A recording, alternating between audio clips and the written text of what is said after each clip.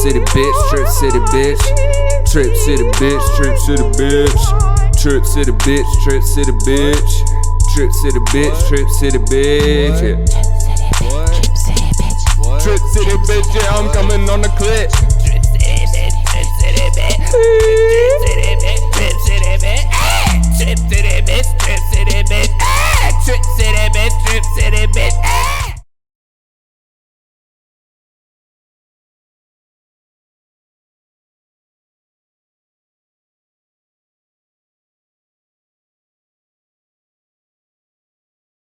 Hey, do you want to do the intro? You never do. I do. I never do.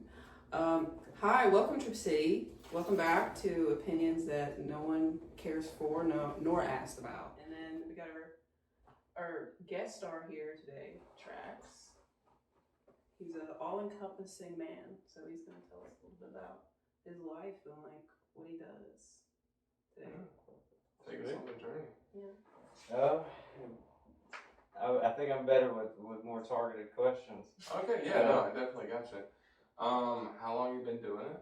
You know, just how long you been invested with content creating, but also, you know, with furry? Is it? Yeah. Do you call it furry? Yeah, Okay. it's considered being furry. So I've been an active participant in the fandom since about 2017. Okay. I haven't been a content creator for as long as I have been a furry.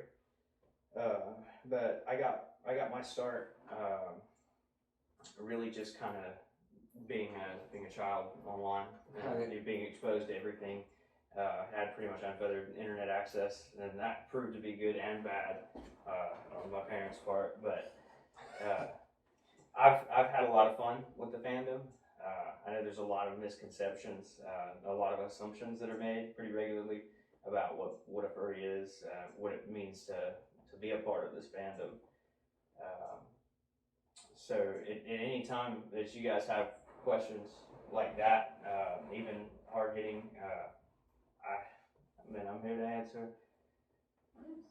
That's what's up. I think a great first question, because this was something, because you know, we got the ability to talk, you know, outside of this. Right. And because we were under the impression that it was like a thing like specifically with sex. So a large aspect of the fandom has become primarily about sex.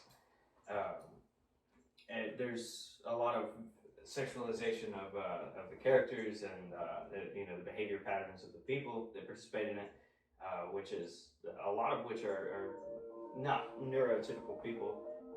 There's a lot of ADHD, a lot of autism that flies around the fandom. So that into adulthood, it does bring with it some very outward sexual things, and combining that with people that are not very good at being social anyways. That kind of creates for a small breeding ground of a very hypersexual fandom. But there's really it's about expressiveness and creativity. What it really boils down to, what most people are in it for, is this kind of creative freedom that it allows you. Yeah, I get that. I totally get how, because I feel like every little bit of autism, everybody's got a little different flavor of it. They like something different, and the hyper focus on this one thing, and I could totally see that just relating to that as well. Is there any kind of show that kind of emulates this? Like, I know My Little Pony is a different thing. Yeah. I know it's a completely different, but like more anthropomorphic kind of.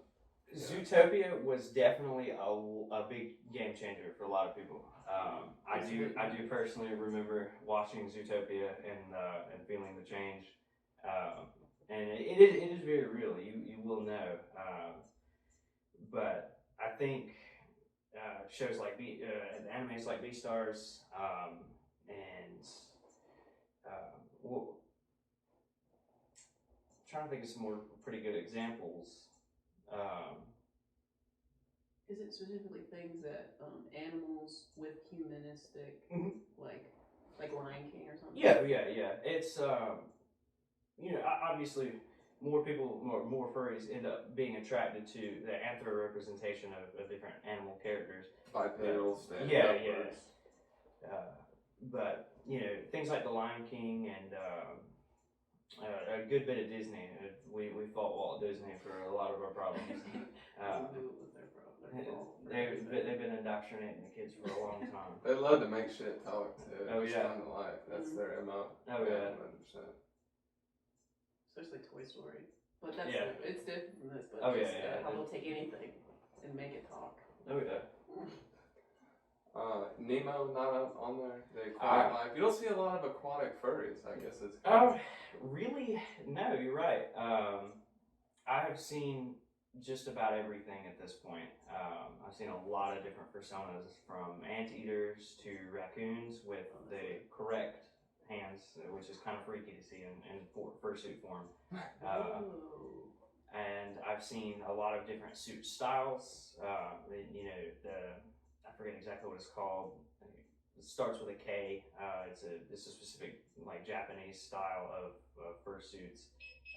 They don't really mirror an actual animal very well, but they are so unique and so different that I mean they're fursuits as well.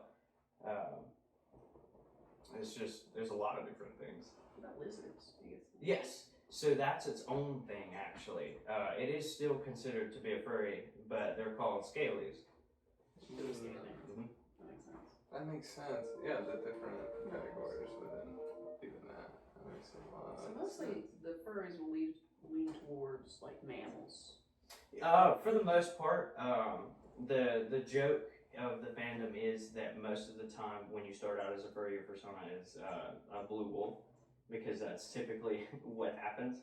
Is your first persona will end up being some iteration of a blue dog or a blue wolf, which is kind of ironic in this case.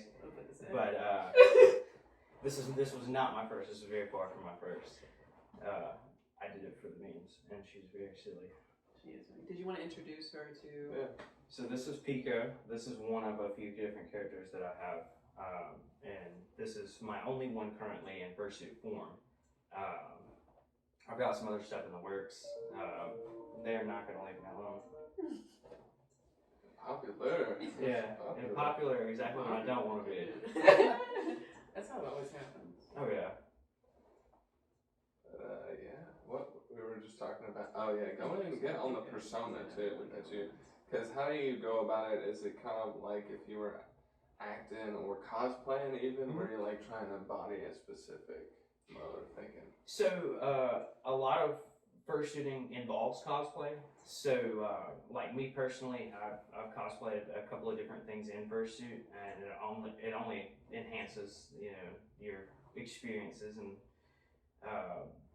I've actually I've written a fiction novel, and one of the cosplays that I do is from that, and being able to do that in fursuit, almost like it gives you a little bit of confidence, or maybe even a layer to hide.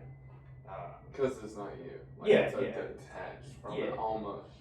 And you can literally create anything. And so many already existing fandoms have furry sub fandoms within them. Like a good example, cyberpunk. There's a good many furries that are also into cyberpunk, and so there's a subgenre for it. And there's anything you can think of. I have a Discord that I run that is just full of the veterans, the first responders, and the healthcare people of the fandom. And it's, that's our little sub niche. Right. And, it allows people to kind of meet each other, on common grounds. Right. That's pretty cool to have a sense of community as well. Oh, yeah. Do you, your family, have you introduced that side of your life to them? And if so, are they cool with it, or are they kind of apprehensive about it? Or? I have introduced this to my family. They do know. Some know more than others. My mom was pretty understanding about it. Obviously, it comes as a culture shock to anyone. Right. Even friends that I had before, talking about the furry side, opinions change and things just because a lot of people don't know. but my mom was very good about hearing what it's getting the true definition instead of just going with what she had pre-decided was what a furry is, and I've noticed that's usually how you have these good interactions. I know there's a lot of furries that stay closeted and they don't ever talk about it, but at the same time, there's a lot of furries that don't ever move past the Discord profile picture change. So there's various levels of furry. But my family took it very well. And I won't necessarily say anyone's supportive of the animal costumes or the fur-con behavior, which just boils down to going somewhere for the weekend to party. Yeah, well, also it's just like you're an adult, you can choose what you want to do with your life. What is it anyone else's business, really, right. What you enjoy, right? You only get to live once, you know what I mean? Oh, yeah. And, I mean, it has really allowed me to meet some awesome people. I will say that my favorite part of the fandom has got to be the friends that I've made in it. It's a never-ending party, and nobody knows how to party like furries do. It's crazy. Party animals. Oh yeah. Straight up. Oh yeah. We really live up to the animalistic nature. Yeah, that's what's up. Party animal. You told me that these suits are actually like pretty expensive. Yes. So this one specifically, this one was about $600, and what you're looking at is what I paid for. So this can be a very expensive hobby. I know we had a controversy in the fandom not too long ago because fursuit prices seem to be steadily increasing. A very popular fursuit maker by the name of Spill Grape Soda had created what's called a pre-made, which is something that a character that they've designed and then turned into a fursuit, and that sold for I believe $7,000. And so a lot of people were pretty worried that all of the other makers were going to start pulling stunts like that because that fursuit sold so quickly, regardless of its price. But I think it's a bit of an irrational fear. Not everybody is Lamborghini, so to speak. Honestly, I don't know, because I don't want to alarm you, but sometimes that worries me in general. If something's good, that eventually is going to be overpriced. Right. It's a bit you know what I mean? Made in a commodity where it's sold at mass. Right. And taken over and the price goes up. The biggest thing, the biggest safety that you have with fursuiting and fursuit making is it's real, it's ease. You can just make a fursuit. It's not overly expensive to do so. To do it yourself, you could do it for probably as little as $300.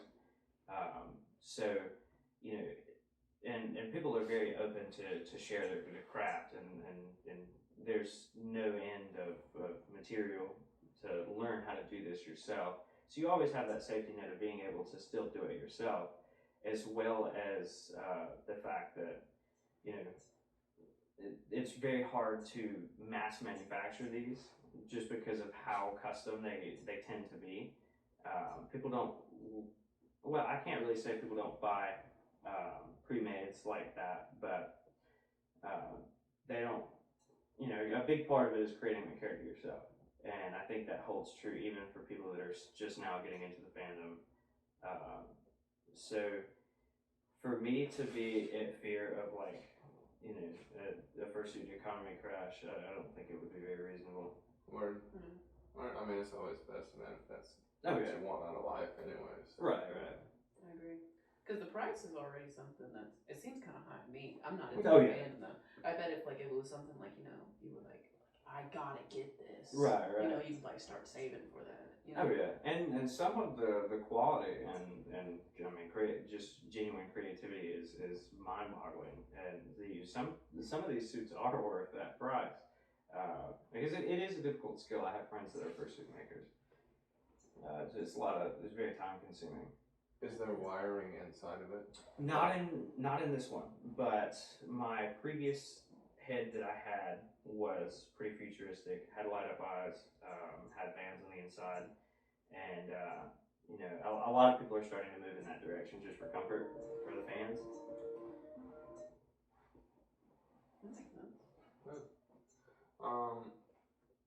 Because it gets hot in there. Oh yeah. Oh yeah. Makes sense. Yeah. I mean, it's like felt or some material that insulates heat pretty well. Oh yeah. Well, so the entire thing is built on an upholstery foam base. So the same thing that's in the seats of your cars is what this head is constructed of at its core, and then it is literally covered in fake clothing fur. And then this one does not have very much of a lining on the inside, but most suits will end up having like an elaborate liner as well, which only adds to the temperature, the amount of heat it can trap in. Makes a lot of sense, yeah. Is it if I hold it? Yeah, yeah. So the portions that you see through are your eyes. Those are mesh, and then you can kind of see through the mouth. And see, you know, this kind of makes sense. 'Cause I remember the Spider-Man back in the day, like having the Spider-Man costume. Yeah, as a yeah. kid. You could It's see the same through concept.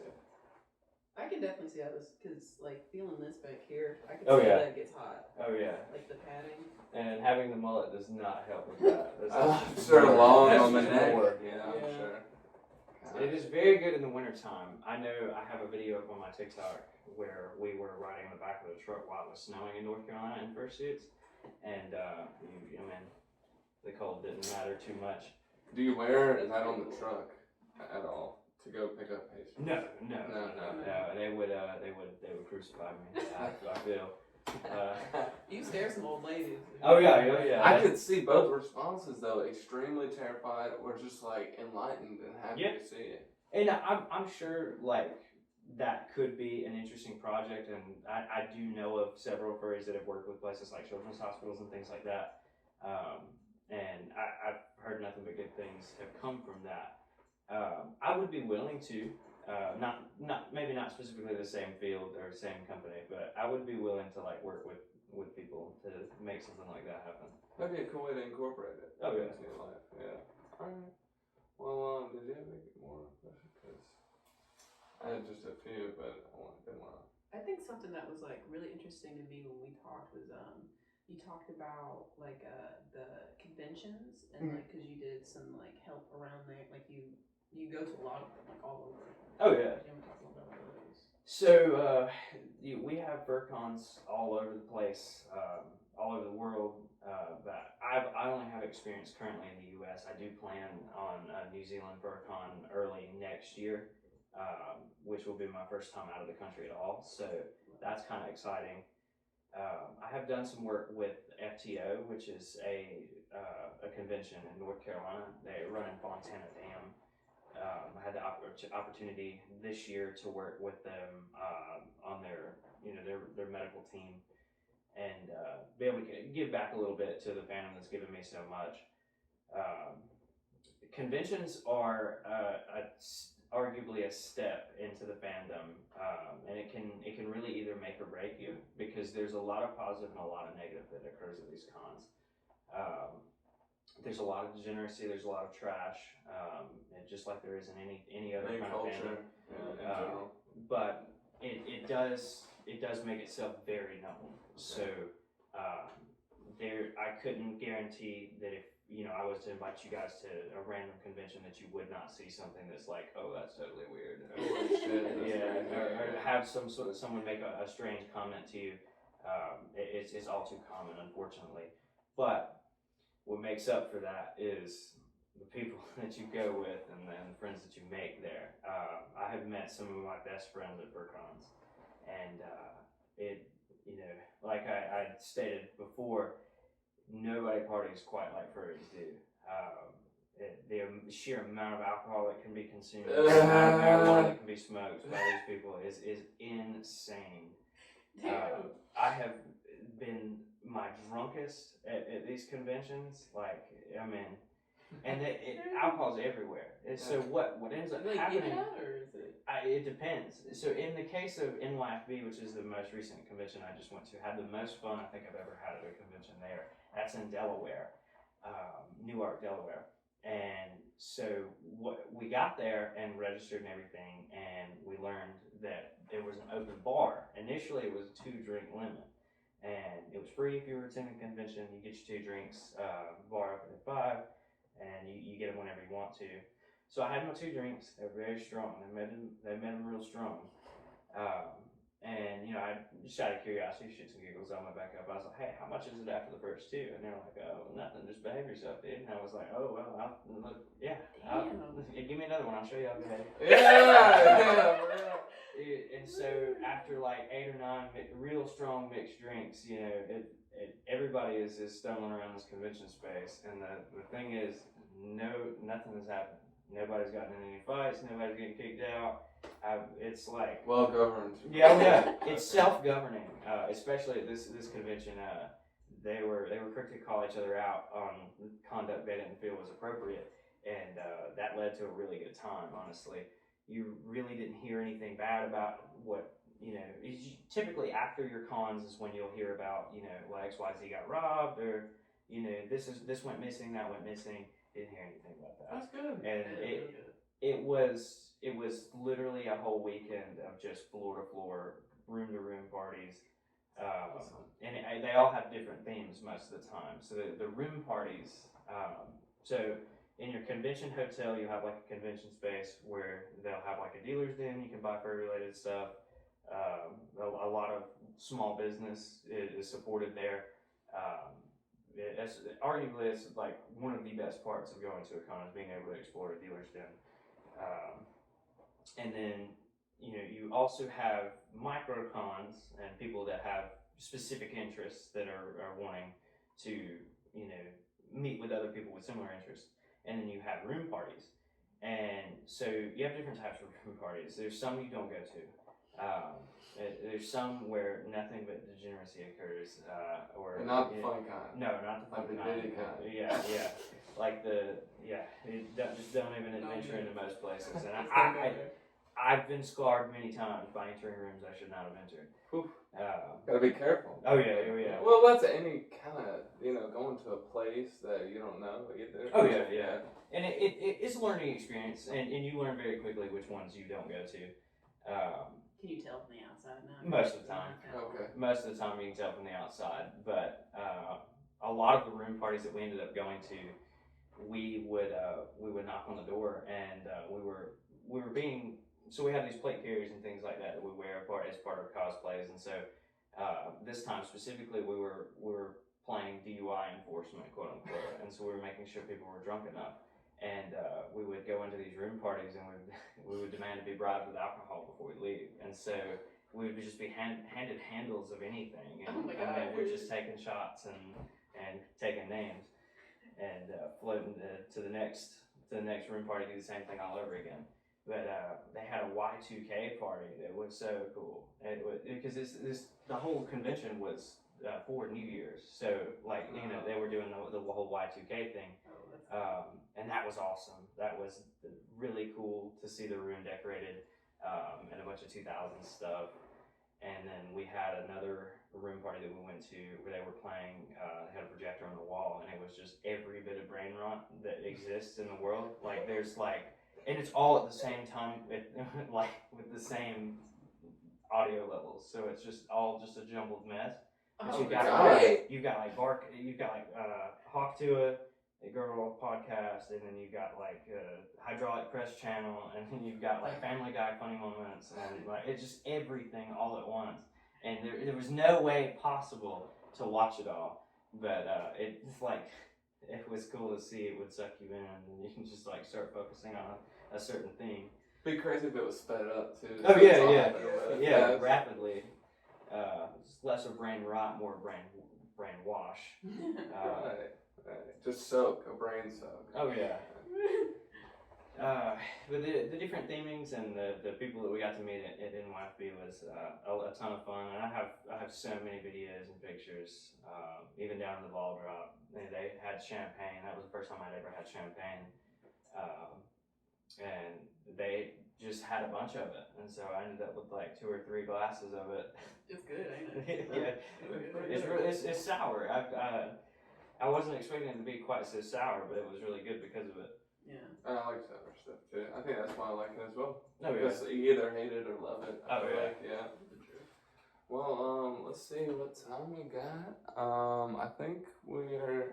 Let me think. see if I have any more questions for you. I got in the deep realm on my brain. Burning questions. Oh, you know what? So I don't know, and stop me if this is too much, right? Okay. You know, sexually, how you identify? Do you think? So, I previously was a homosexual for sure. I was married to a male. I'm not really sure how I identify now. I do know that I have kind of renounced my homosexual ways, and I don't really. I'm leaning more asexually. I don't. Not very much interests me. So That's fair. I just kind of, I have friends. Well, and how the world is too. Like, I know it's like a biological, intrinsic feeling. You have as with being asexual or leaning that way, but like, even though it's not a choice, I can totally get someone looking at the world and be like, right. Thank God I don't, even have the desire to want to be with people, because people kind of suck right now. Oh yeah. And there's a, it all changes when, society changes. That's sometimes it's a miracle to ask. So yeah, don't hold your breath. True. Well, I got one more follow up on that. You say used to be gay, so do you think you just switched from one frame of thinking to the other, or? As with most things that happen in life, your experiences change, which obviously warps your perception of the world, either in a good or a bad way. And I think that during the time that I was exploring in homosexuality, I think I was lost and just wanted something to hold on to, something to fill a void. I'm not sure that I was ever genuinely attracted to men. I think I was more or less just genuinely attracted to someone who would give me the attention that I felt like I was missing, and I had.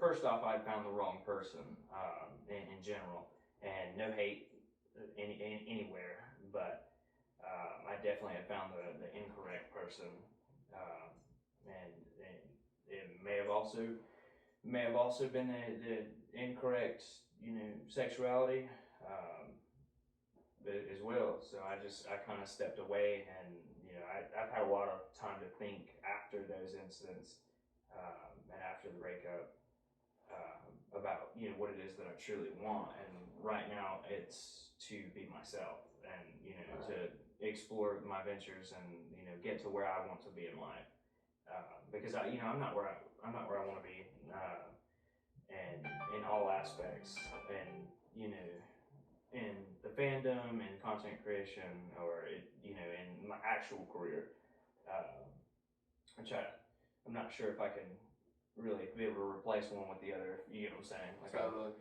I don't know if I'd be able to do it full time. Is what I was trying to say. Yeah.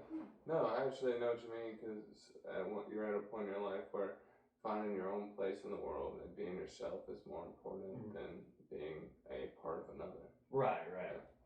And I really feel like it would be unfair to try to get someone into a relationship, regardless of where they are in the world, just because I'm not fully ready to give what a partner would be deserving of.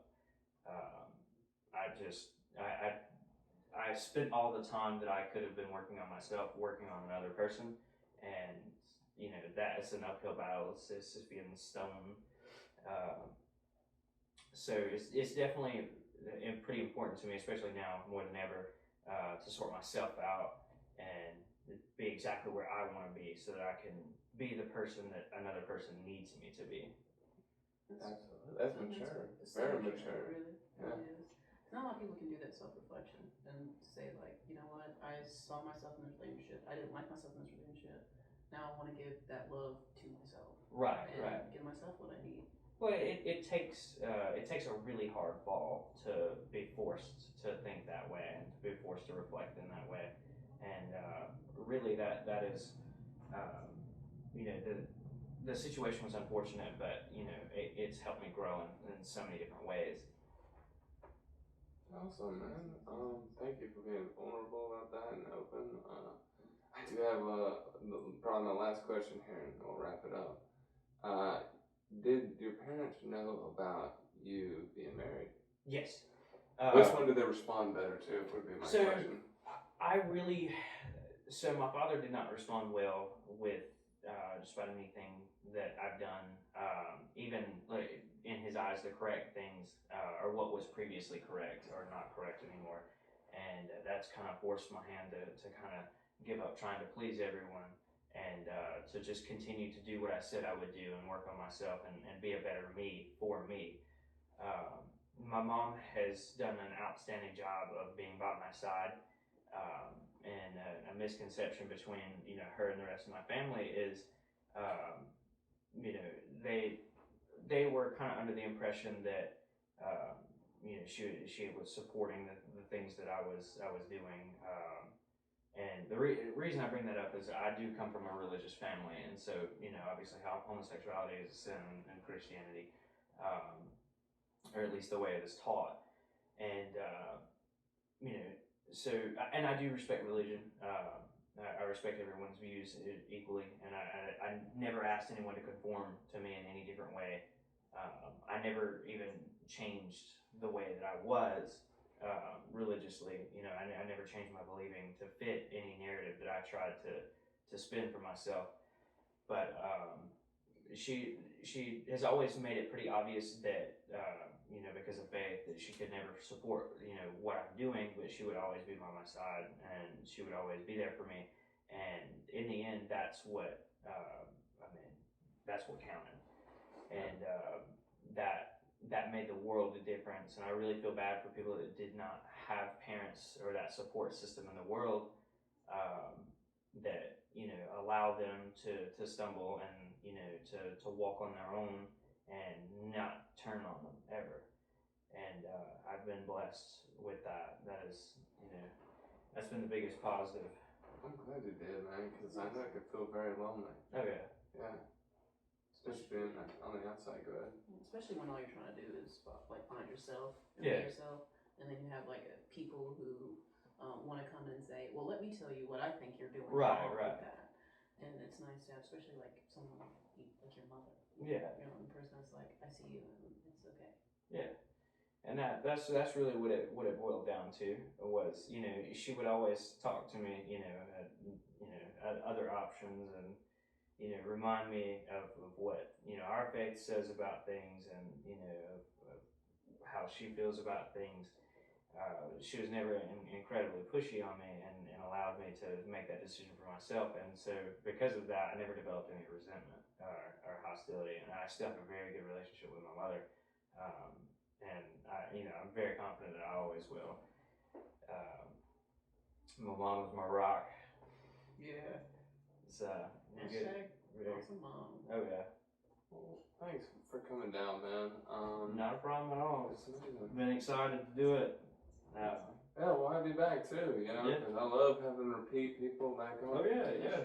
But Trax, Trax. All right. Hopefully, I'll get his information, have it down in the description. Go ahead and give him a look-see. And thanks for coming on, bro. Hey, not a problem. Thank you for having me.